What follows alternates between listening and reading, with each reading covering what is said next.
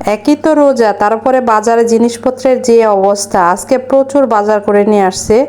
আমাদের দেশের সবচেয়ে বড় একটা সমস্যা হয়েছে, রমজান মাস আসলে মনে হয় যে জিনিসপত্রের বাজারে একদমই আগুন লেগে যায়, সব কিছুর দাম একদমই আকাশ ছোঁয়া। চলেন কি কি বাজার আনছে দেখায়। প্রথমে দেখেন, এই যে দেখেন বড় বড় চিংড়ি মাছ আনছে। এগুলো ছাড়া তো আমার বাচ্চারা কিছুই বোঝে না, ওদের চিংড়িটা খুবই পছন্দ। তারপর এদিকে দেখেন কতগুলো মুরগি নিয়ে আসলো। এখানে দেখা যাচ্ছে দেশি মুরগিও আছে, পোলট্রি মুরগি আছে। তারপরে দেখা যাচ্ছে আরও অনেকগুলো ব্যাগ কি কি আনছে এক এক করে আমিও দেখতেছি, আপনাদেরকেও দেখাচ্ছি। আর আমার স্বামী তো বাজার থেকে এসেই বলছে যে মাথা ধরে গেছে, বাজারে জিনিসপত্রের দাম এত, তারপরে ভিড়, তোমার রোজা রেখে বাজার করতে অনেক কষ্ট হয়েছে। আমি আবার অন্য সবার মতো একদম এক মাসের রোজার বাজার কখনোই করি না। দেখা গেছে রোজার আগে করছি তো এক সপ্তাহ খাইছি, সব শেষ, আবার করছি দেখা গেছে সপ্তাহ 10 দিন যাবে। তো দেখা গেছে মুরগিটা ঢেলে আমি বাকিগুলো দেখতেছি কি আনছে। এখানে দেখা যাচ্ছে আঙ্গুর নিয়ে আসলো কিছু, ইরফানের খুব পছন্দ। তারপরে লেবু নিয়ে আসলো, লেবু অল্প অল্প করে আনছে, কারণ লেবু তো একদমই কি বলবো, লেবুর দামই তো করা যাচ্ছে না, এত লেবুর দাম 2 বছর ধরে রমজান মাস আসলে। তারপরে নিয়ে আসলো কিছু মালটা, আমরা আবার ভাজা পোড়া খাই না, মালটার জুসটা প্রতিদিনই আমাদের লাগে।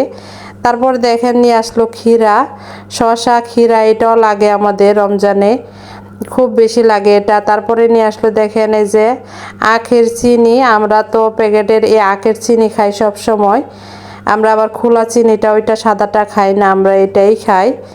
যাই হোক এক এক করে এখন গুছিয়েও নিচ্ছি, কারণ রোজা রেখে এগুলো সব গুছানো, তারপরে এগুলো মুরগিগুলো সব কুটে ধুয়ে পরিষ্কার করে আবার ফ্রিজে রেখে তারপরে রান্নাতে যেতে হবে।